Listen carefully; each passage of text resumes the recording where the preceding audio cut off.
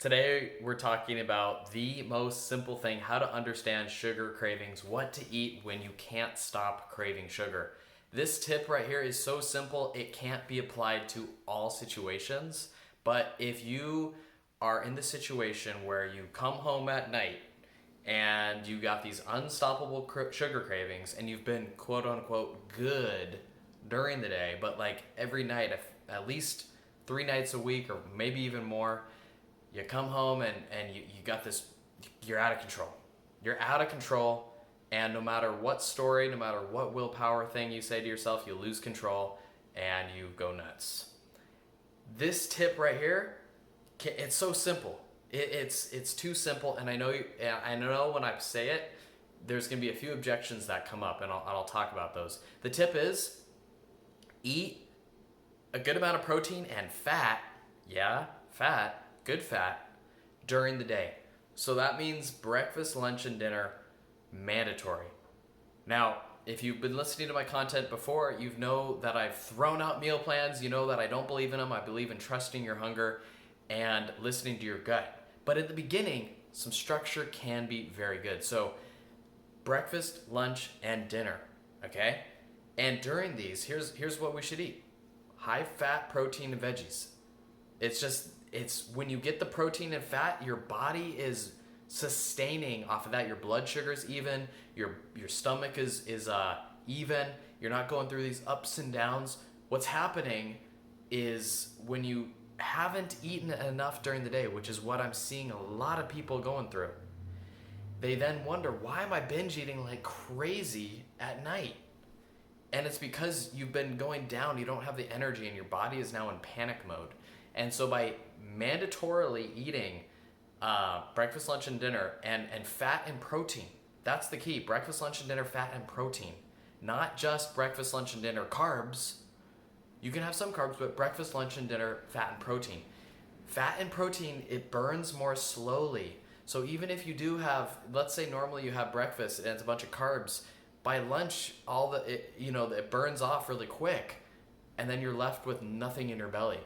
Protein and fat burn more slowly, so they keep you even for longer. So here's the tip. Breakfast, have bacon and eggs. Yeah, I said bacon. It's fine to have a bit of fat in your diet, all right?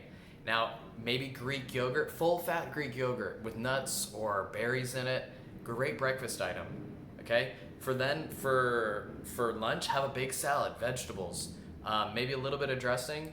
Do eggs, avocado, chicken. If you're into that, you want some protein and fat in there. Big salad. And then for dinner, get some meat. Have some carbs, sweet potatoes. These are things that are. If you listen to what I'm saying, they're not coming in cans. They're not like prepackaged things. They're stuff that you can get. So let's dive into some things to make this true, to make what I just said true.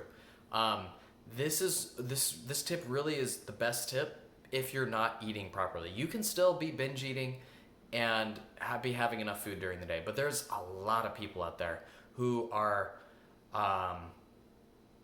binge eating and they're not eating enough during the day. And this tip right here, oh my God, it can change things so quickly. I just helped a woman. She, this is what we put her on. Just eat during the day. You gotta eat.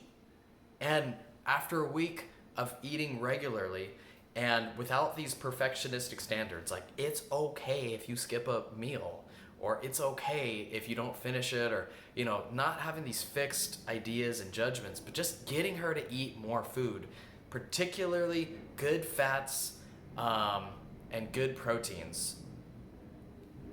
Like, she came back a week after a week, and it was like, I feel great.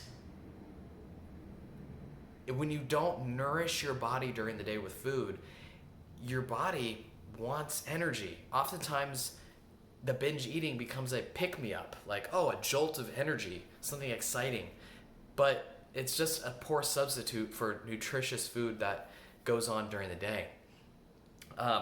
So this tip is really only for people who are not eating enough during the day. It might feel weird doing this, but this is some structure to get you started.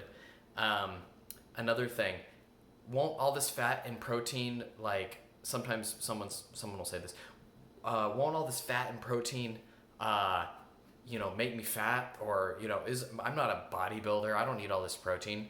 Um, that's so good fats have been, like eggs for example, the vast majority of people are not going to get heart disease from eggs. Okay, you can eat eggs. And this, if you're a vegetarian, this video doesn't apply to you. I'm sorry, it doesn't. I'm talking about meats and proteins and fats right here. The same general principles apply, but some of the specific advice I'm giving doesn't quite apply. Fats burn slowly. Good fats are called they have HDL. The bad cholesterol is called LDL. So good fats like avocados, nuts, olive oil. These fats are good for you. They're good for you. Fat is not all bad. Fat is not all bad. Fat actually burns more slowly. That's the key to staying even keeled. When you don't eat all day, you go into deprivation. Deprivation triggers your survival instincts, and you go nuts because your body thinks it's under attack. So fats and proteins are the key. And protein, listen, you can have as much protein as you want. You're gonna piss out if you have too many grams of protein, I think it's around 20, if you have like over 25 or 30 grams of protein in a single meal, you'll piss out the rest of it. It's not gonna kill you, okay? It'd be one thing if you were only eating fat, if you're only eating protein, if you're only eating salad, then, listen, no diet, all diets, all nutrition is supposed to have variety, all right? So that's why we say, in the beginning, have a fatty breakfast, like full fat yogurt, and full fat Greek yogurt and berries or something. So we got a little bit of extra salad, have avocados, nuts, and maybe some meat on there, a little bit of dressing, like an olive oil dressing, that'd be great. We're getting variety, having some more meat, some carbs at dinner. We want some variety, so you're gonna be fine. Yeah, you're gonna be fine. What else have I heard people bring up? I think that's about it. Honestly, the biggest thing is just an excuse. Like, try this for a week. Breakfast, lunch, and dinner for 7 days. Variety of food, whole foods, natural foods, high fat, high protein, some carbs thrown in there. That's fine. Like, spend 2 hours on Sunday meal prepping and get all the meals set so that you're set for the week. If you have not tried this before, it will change your life. It'll change your life. If you're not eating enough, right? So this is the one tip. And the sugar cravings, this is how you really make some progress so quickly on sugar cravings. Sugar can be an addiction. It can mimic an addiction. Now, I've argued before that it's not an addiction because you can get addicted to other things like exercise even, or friends, right? You could argue you're addicted to friends. But oftentimes sugar can seem like an addiction where it completely overpowers you. And how do you get some of that control back?